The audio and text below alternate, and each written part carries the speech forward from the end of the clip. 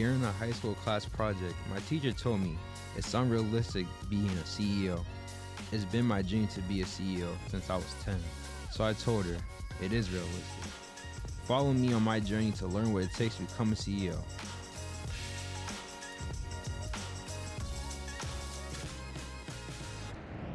Welcome to another episode of the Realistic CEO podcast. Today I'm here with Tania Barber. How are you doing today, Tania? I'm good. How are you? I'm great. I just want to thank you for taking your time out of your day to allow me to interview, so thank you. Of course, absolutely. Thank you for considering me. Thank you. Appreciate it. I remember when we were actually at the Super 60 event and you were speaking, my dad said you should have her on. I'm like, yeah, I would definitely love to have her on the podcast, so I want to thank you for that.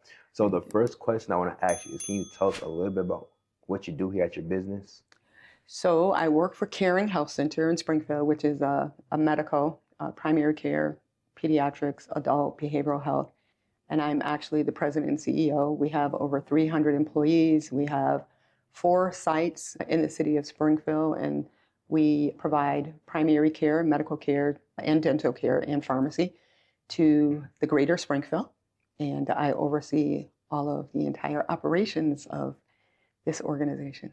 Could you tell us a little bit about your journey, how you got to where you are today? Sure. Actually, so I started here as a switchboard operator when I came here. And to be honest, I don't think I even had or imagined myself being the president and CEO of the company. I actually came here, started out as a switchboard operator, and was going to school at the time. I was a hairdresser by trade. The business was closing, and it was an opportunity for me to rethink my future. I, at no time back then, thought that I would be the president and CEO. I was just focused on obtaining a master's degree in business. And wherever that degree landed or took me, I don't think I had given it any forethought then. And never realizing that as a switchboard operator, starting at entry level, answering the phones would at some point land or end me up where I am today as a president and CEO. But that's where my journey began. Just simply answering the phones, helping where there was a time of need for the organization. They were short-staffed back then. One of my clients, I used to do both of her daughters' hair, their hair, and she asked when the door to the salon was closing, would you like to come and work for me and answer the phone? That wasn't my dream job, so that was definitely far from my dream, answering the phones. And however, I don't minimize that, because looking back, I would say that was the best job that I ever had, was answering the phones, because it's customer service, dealing with people and helping people to navigate and get through removing barriers. But at the time, I didn't see it that way. And I was like, that's just not the job that I was looking for, answering the phone. But at the end, I had to put food on the table for my children, right? I think we had enough oodles and noodles, and it was an opportunity that I didn't know would lead me elsewhere in the organization. So let's talk about, you said you first started doing hair. How has that experience of you going from here, doing hair and all that business, shutting down to you have a new opportunity to just answer the phone? You're like, yeah, I don't want to answer the phone, but I have to. So how were you able to transition from doing hair to answering phones? I'm glad you asked that question, because to be honest with you, when I became a hairdresser, that was like the easy way out. I thought there wasn't too much behind doing hair, and I was good at it. Mm-hmm. I was like, you don't have to put a lot of brain power to doing hair. So I thought, just go I was at Roger L. Putnam Trade Vocational High School at the time. And for me, and I'm going to just be honest, I was like, this is a thankless job. So I can just go in and just do hair, and I'm passionate. I love doing hair. Not realizing that it's not a thankless job, right? There's a lot that you have to learn. You have to learn formulas. You have to learn how to measure. There's math involved in it. Of course, I wasn't thinking about that. And then even when you're cutting people's hair, like, how are you holding it in whatever degree, 40 degrees, 360? Also, like the nerves in the hands and the fingers, the head, the occipital bone, the nape, all of that. Never knew the science behind that. Here I was thinking that I was just going to have an easy way out, something to put food on the table, and it was through doing hair. I thought that was going to be my journey for the rest of my life, that this is what I wanted to do, and this is what I was going to do for forever. But there was something bigger for me, because even in becoming a switchboard operator, not a switchboard operator, but a hairdresser, I was still dealing with people. I'm talking to people, and they're outpouring and sharing all of their hidden secrets and stories with me. And I had to hold that and encourage them and help them. So not realizing that while I thought it was a thankless job, that it was more than that. And so how did I end up going from the switchboard, or from the hairdresser rather, to the switchboard? Everything was lining up, right? But I didn't see it, never knew that everything would just come in full circle. Starting from, how did it feel to be able to know that you started as a switchboard operator to now being the president and CEO of the business? Yeah, it's surreal. And in fact, just listening to someone say it the other day, this is a true success story. I don't think I would have ever imagined my life would be a true success story, or a success story for anyone. Where I came from, where I grew up on the Department of Transitional Assistance, and there weren't too many people in my immediate family that went back to school or actually worked. So for me, to hear someone say she has a true success story, starting out answering the phone, switchboard operator, and then now she's the president and CEO. If I would have told you back then that I would still be here close to 30 years later, I would have never thought that would have been the direction. I thought that I was just passing through here and I would help answer the phones. Once that's done, then once I got my degree, then I would pursue. Now, when I first came here, I didn't have an associate's degree. All I had was a hairdresser's license.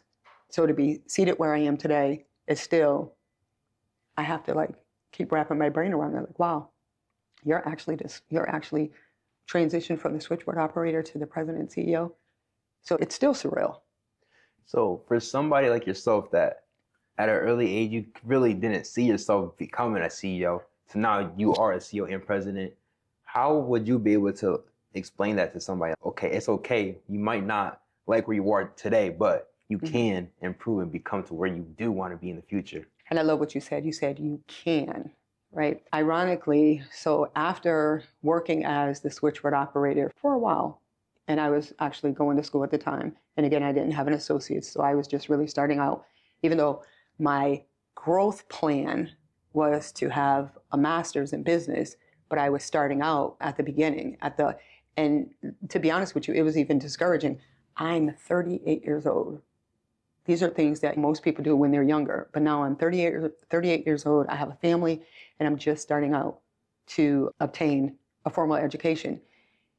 So as I was the switchboard operator, I had a lot of potential, that untapped potential, or potential that I wasn't even aware of, that others saw in me. And it was, for me, there's a saying, whatever you find your hands to, do it as if you're doing it unto God. And with that being said, if anyone needed help, and the volume of the phones were low that day, phones weren't ringing a lot, I would ask, hey, can I help you? Can I help you? And I was learning everyone's job. So I was helping out, but truly learning everyone's job, where it had gotten to the point that now I could do everyone's job. And so they were there was an opening for an assistant front office supervisor. And then they asked if I would like to move into that role. Now I'm in that role, the assistant front office supervisor. And I have people that are now looking to me for direction and guidance. And then I'm still in school. So I was saying, where do you see yourself 5 years from now? Meanwhile, I'm still trying to figure out where I saw myself 5 years from now. But I would ask the question, where do you see yourself 5 years from now? And if you see yourself where you are, then perfect, that's fine.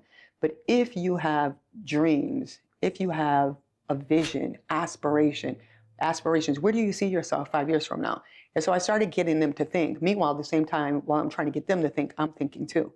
And then, so I developed, this is back in 2001, and I developed this little training template. And basically, it talked about self-esteem, because oftentimes it's our self-esteem that keeps us back. And so when you grow up in an environment that I grew up in, I never saw myself as a leader or a CEO. I just thought that I would be a switchboard operator or a hairdresser and have the degree, but didn't know where that degree was going to take me. And then, of course, in every office, except for where I am today, because we just opened this office here a couple of days ago, but I have that book, The Little Engine That Can, right? The little engine that could, the little engine that can. And I developed this little curriculum, this little training tool, and I was like, if you think you can, because everything begins with a thought, your book, imagination, everything starts in the mind. If you think you can, and then you start to just live out your thoughts. Eventually, it will come into fruition. And so I always say, if you think you can, you think you can, you know you can, right? The little engine that could, and eventually it encouraged other people to go to school. So now I'm in school, and now there's a whole lot of other people who now have the mindset, I think I can, and everyone is now trying to pursue their goals and not pursue goals.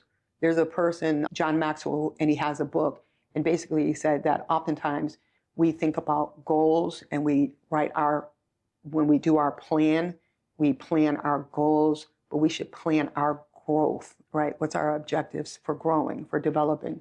So you said you're 38 and you're basically starting all over again, becoming a switchboard operator, leaving being a hairdresser. How would you be able to give some advice to somebody that thinks it's too late for them to pursue a career? Mm-hmm. That's an excellent question. I remember one time, I think I was driving up here at Boston Road, and there was a billboard. And there was a person that she was maybe on the billboard, she was like probably 80 years old. And it showed her with a graduation hat, and that she had just graduated at 80 years old. And I'm like, wow, if she's 80 years old, then certainly at 38 years old, I can do it. The other thing I wanted, more importantly, was for my children. I wanted to set an example for my children. I didn't want my children to think that this is it in terms of life, but to be that example and give them an opportunity. But in fact, I not only was allowing my children to have that opportunity to see that it's never too late. My grandkids, my grandchild went to my graduation, my granddaughter, I'm like, wow. When I walked and my grandkids were celebrating me and my children were celebrating me, I was like, this is never too late. And I have the little steno notebook pad that I had written in there. So at that time I was charting out my goals, not my growth, but my goals at the time. I didn't know John Maxwell at the time. And so at 38 years old, I said, I'm going to begin now at 38. And by the time I'm 45, I want to be finished. Now, if you can imagine, now things changed on the job. I'm no longer the switchboard operator. I'm no longer the assistant front office manager. I have a very demanding job. And at the same time, I'm trying to work full time, be a mom full time, and go to school full time. And then I had the audacity to say that I'm going to start at 38. And by the time I'm 45, I will be done. So if you do the math, 38, 45, it's a little over your traditional, right? 2 years, 2 for the associates, 2 for the bachelors, 2 for the masters, 6, right? So it was like 7 years for me, right? So I'm charting out this course. At 45, when I finished, I literally finished at 45. I didn't give up. I gave up weekends. I gave up picnic, family gatherings.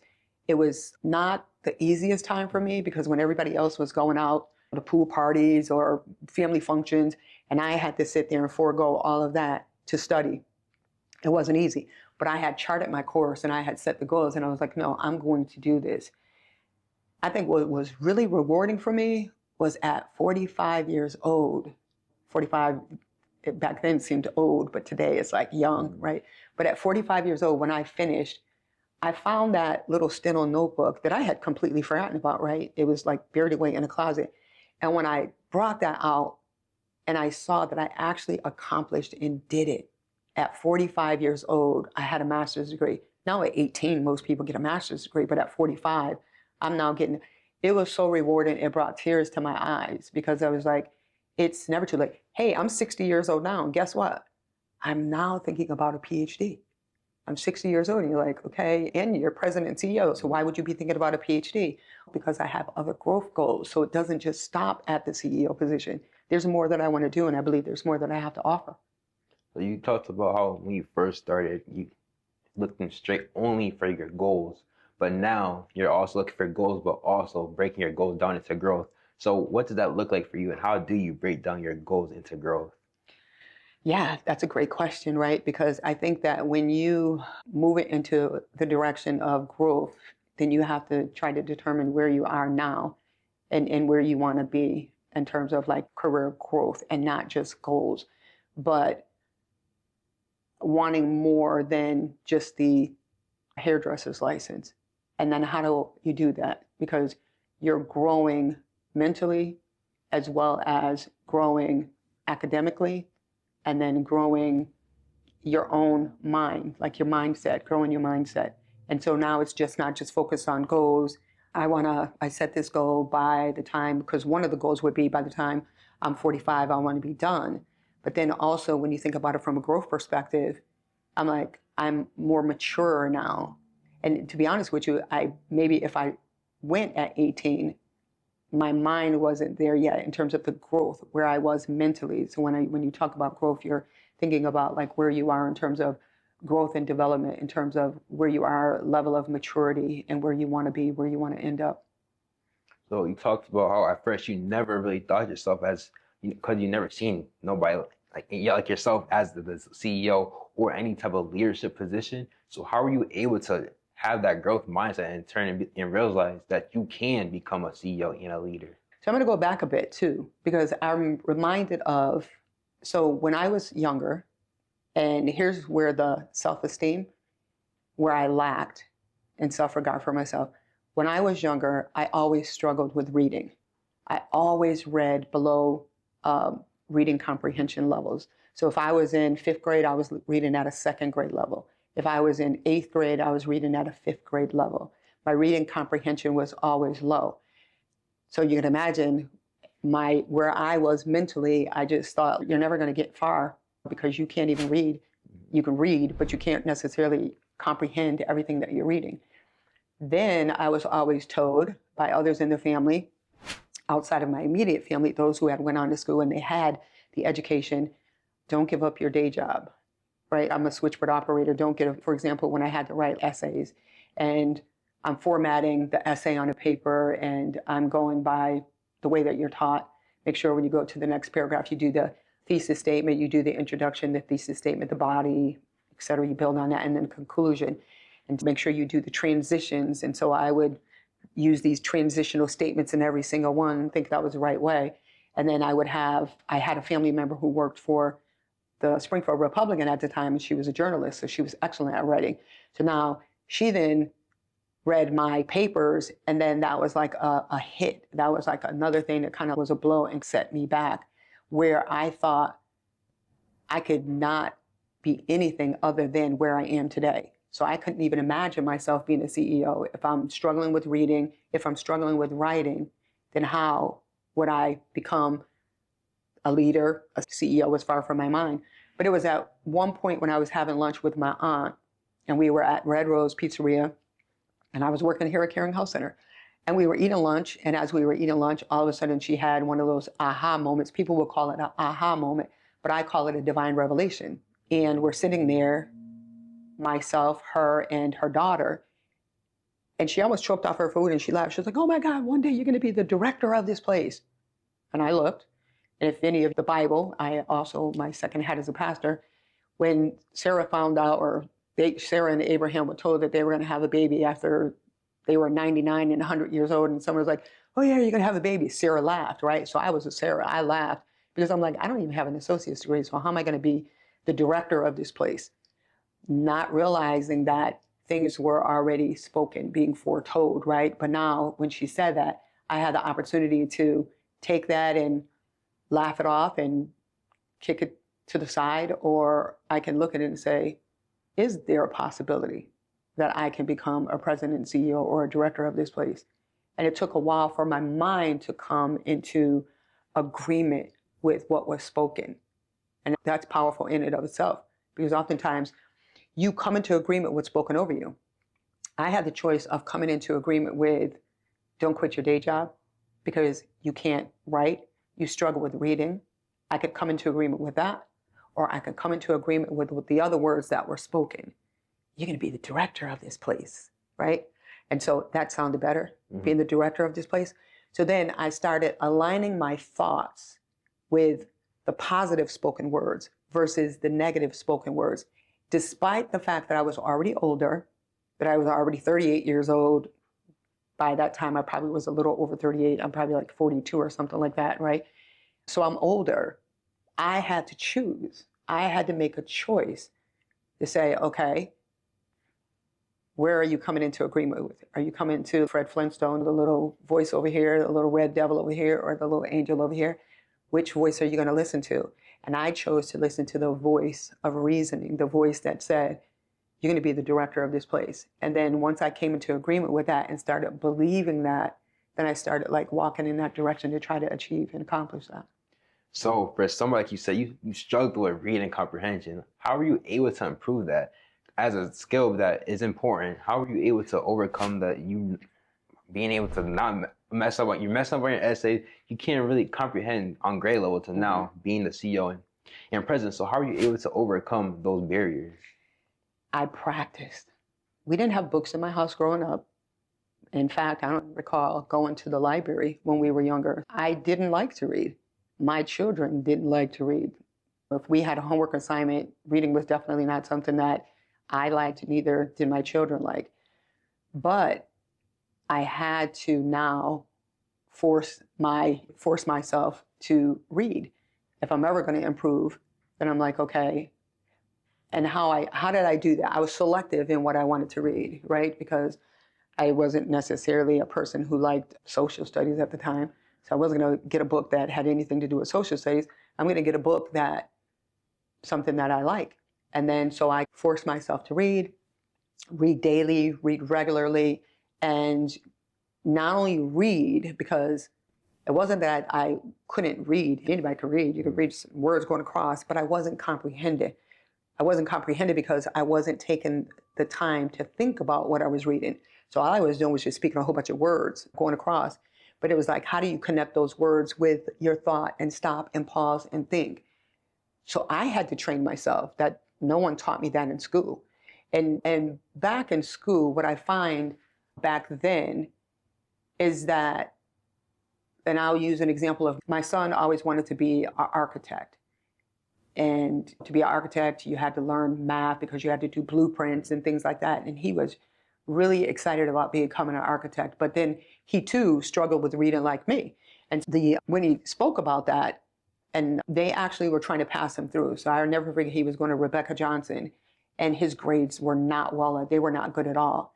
But yet they were passing him, and they were passing him through. And then I questioned that, and I said, why are you passing him through? Because he didn't really do well. And they were like, oh, he's good with his hands. And I said, I don't want him to just be good with his hands. I want him to be good with his mind, with his capacity to be able to comprehend and think, right?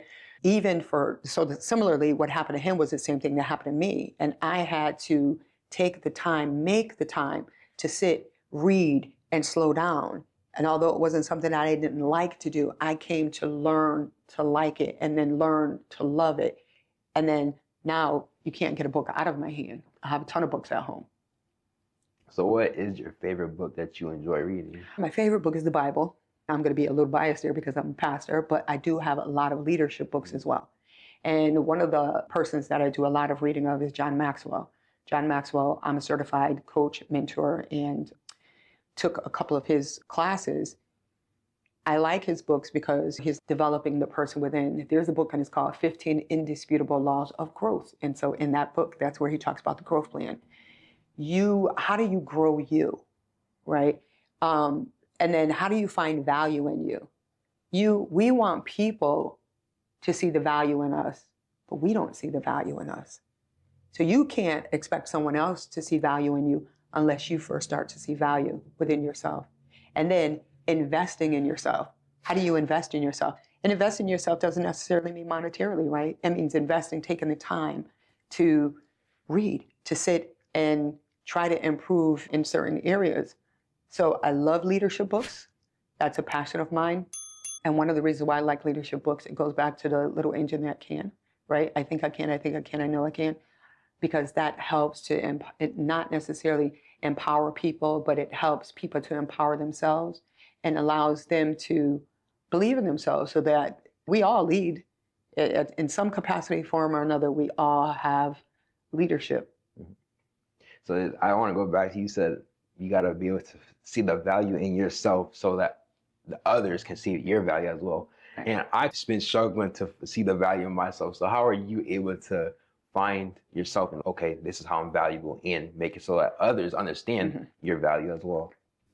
So I think one of the reasons why I didn't find value in myself is because I knew my limitations, I knew my deficits. But once I started building on my areas of weakness, then I saw that, wait a minute, I am a person of value. I do have innate leadership within, right? And now I can see what others have seen in me, but I just had to catch up to what others saw in me. Mm-hmm. But mainly it was just applying things to my life. So application, information is nothing but a bunch of words unless you start to apply it. And so I literally had to start bringing things into my life and applying it and turning it into an application, and then seeing the value. And then seeing the value, but keeping humble at the same time, right? Because I'm no different than the next person, right? A CEO is excellent, but again, a CEO is also a title. It's a position that one holds. But I am me, right? I am Tania. I'm true to myself. So it's even getting past the title. And now I also have an acronym for CEO. And the acronym that I use for CEO is carefully examining ourselves. That's what CEO stands for. Carefully examine ourselves. I have to carefully examine myself to keep myself humble, right? Because the more I start to add that value to me, I also have at the same time keep myself humble in a base that I'm not getting puffed up where I think that I'm better, but how do I pull others up? How do we bring others up? But believing in yourself, right? Like you got to get deep within yourself and then start to really believe in yourself and start to see what others see in you, right? And once you start doing whatever it takes, whether that's reading, whether that's whatever it is for you, and then you get past that deficit, and then you now have that asset, you can build on that asset. So how are you able to stay humble, but yet make sure others understand your value as well? I love staying humble because at the end of the day, I'm Tania, right? And if you ask my team, I'm Tania. When we go out, no one knows, oh, she's the CEO and this person is this and this, because I'm Tania, right? And I realize too that I'm nothing without my team. And you read it in your book. You talked about teamwork and you talked about the team. Without my team helps to strengthen me. And I always say to my team, we're as weak as the weakest link on the team, right? So if I take a chain linked necklace, that necklace is as strong as each chain on that necklace, right? That's joined and tied together. The moment that there's one weak link, that entire chain is weak, right? And so how do we strengthen each other? And so I keep myself humble by understanding that it takes a team. It takes a us. It takes a we and not a me. And it removes I out of the equation because it's a collective effort of working with each other. Because somebody else is going to be Tania. Somebody else is going to be the next CEO. I'm not going to be here always, right? And who's that next person? And how can I mentor that next person and see the potential and the gift within them? So, as a leader, what are like the most important characteristics to becoming a good leader? So a good leader has followers. So if you don't have anybody following you, you're not a good leader, right? Because you're just leading yourself. And a good leader, again, is a person who's extremely humble and understanding that it's a team effort, it's a collective effort, and removing the I out of it and working together in unity and removing division and divisiveness. Listening. A good leader listens, right? If you're not listening to your team, you're definitely not a good leader. And then you're taking that feedback. You're also understanding and realizing that you don't have all the answers. I can't do all my team's job. They all have different experience. They all have different skills to bring. So we all have something to bring to the table.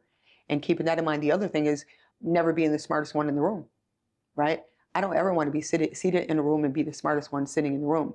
I always want somebody else that's smarter than me so that I can learn from the next person.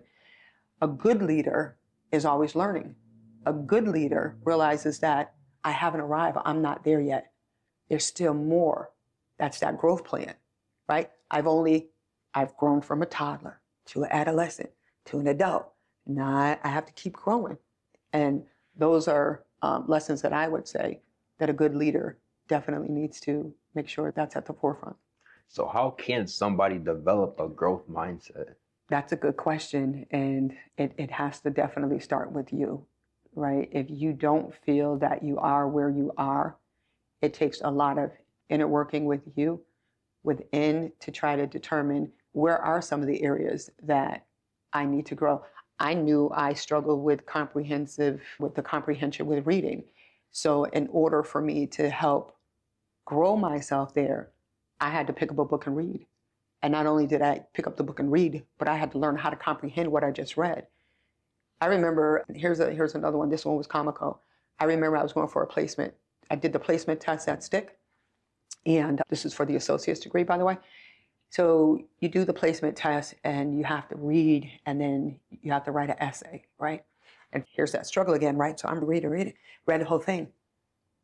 I couldn't tell you what I just read. So I couldn't even write an essay because I was just reading. I struggled with pausing and slowing down and stopping at the sentence to make sure that I understood exactly what I read so that I can be able to share that and give that story back to the next person.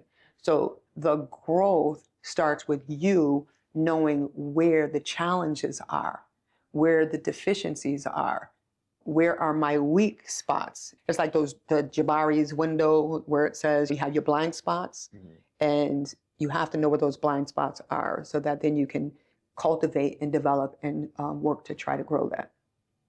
So in my book, I Am a CEO, Realistic CEO, Tony, he talks about the LBW, the long, lonely, boring work. Can you tell us about the long, lonely, boring work that goes into your career? Yeah, the long, lonely, boring work. They say it's lonely at the top. It is, in fact, lonely at the top because sometimes you don't have others that you can speak to because, of course, there is that confidentiality. There is that making sure that you can trust who you're speaking with and that it's a space where it's a safe place. And so sometimes it's really lonely. Boring, I don't know if it's boring, right? It can be boring if everybody else is out having fun and you want to go out and you want to do the same things that everybody else is doing and you find yourself having to stay behind, work late at night, read the books, do the extra work that it takes. So it could be boring at times, but then you have to try to determine how to make it not boring. How can you make that lively? How can you find fun in it? You have to find fun in it because if we're doing a work that we find no enjoyment in it, no fulfillment, and no fun in it, then it becomes boring. It becomes long and lonely. But I'm gonna tell you this, that long, lonely, boring, if you stick to it, it pays off.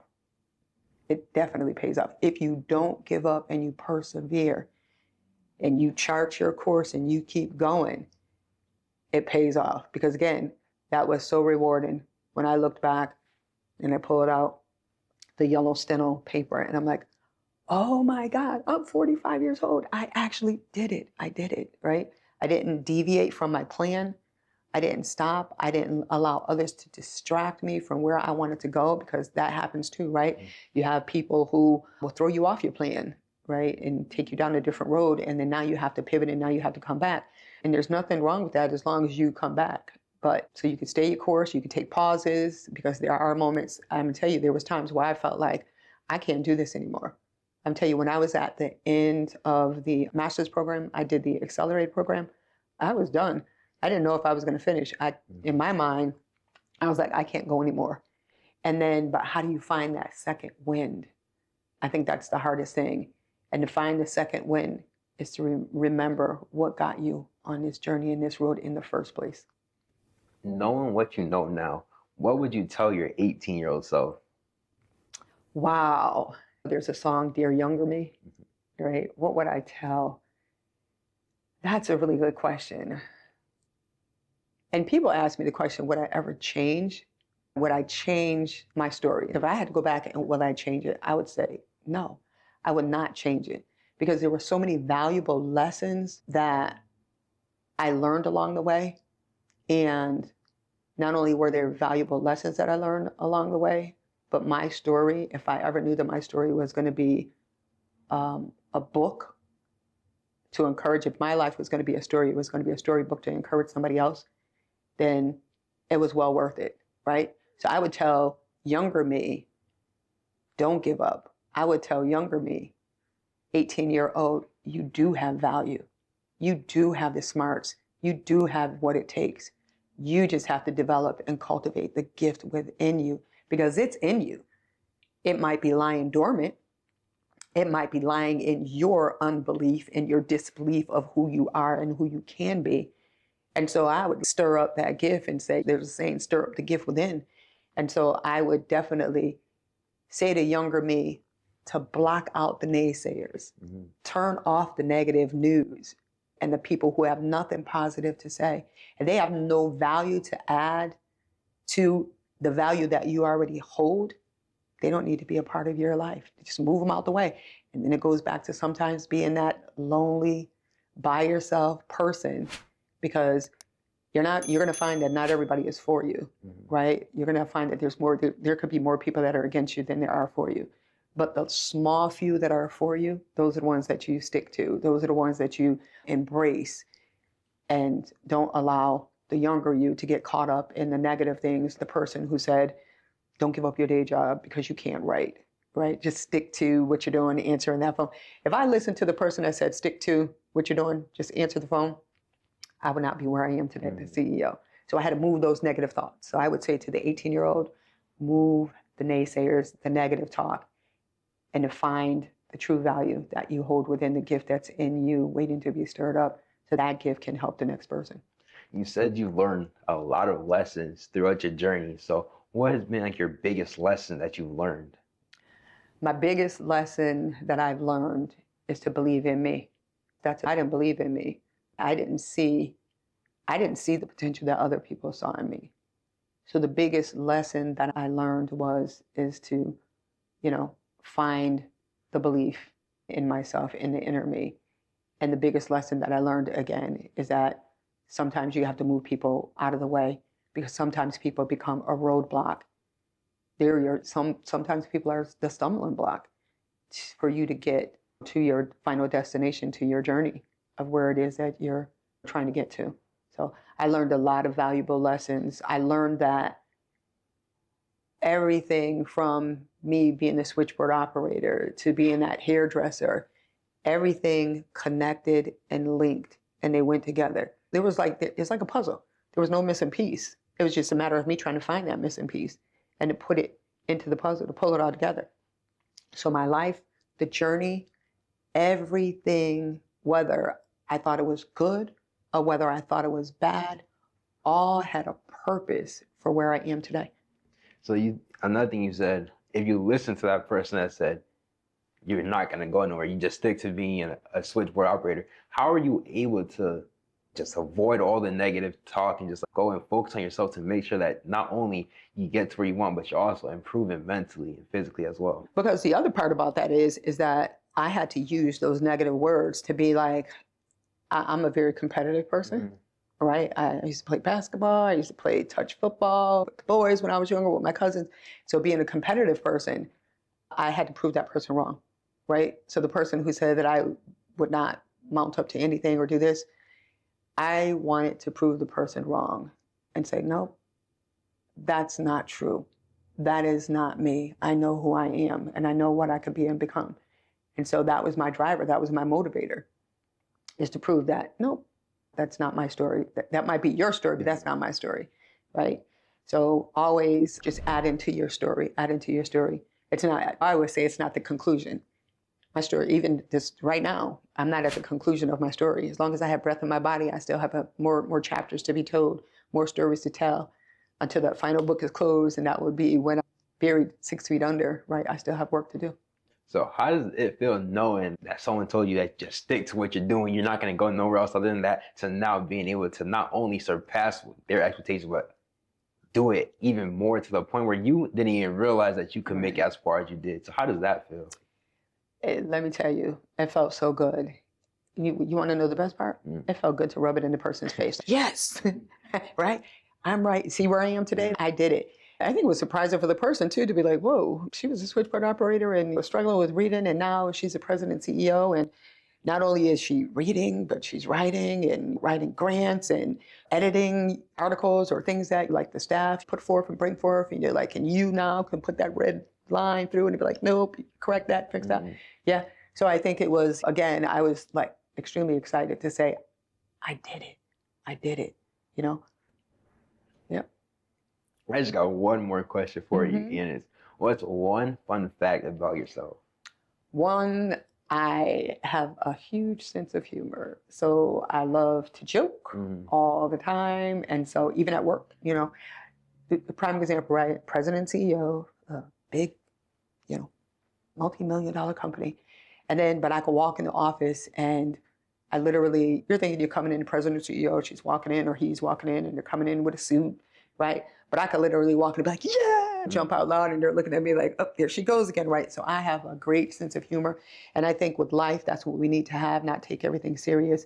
Be true to who you are. Be true. I was talking to my chief of staff and there's a person that I admire, right? And because the person, I'm not going to say the person's name, but this person holds a political position. And this person, when everybody else is walking with the suits and the ties, and this person walks in and he has a high-powered position, but he can walk in with sneakers, with jeans, and a blazer on and still get the job done. Just remaining humble. And I think for me, and having fun. I love to have fun. When I'm walking around here in the organization, I don't think anyone here in the organization, they look to me like, oh my God, there's president and CEO, you got to straighten up. They're just like, hey, hi, Tanya. Relatable. I am relatable because remember, at the end of the day, I'm still Tanya, right? And then we have to keep that in mind that I told the team, I was like, it's a title and I'm grateful for the title.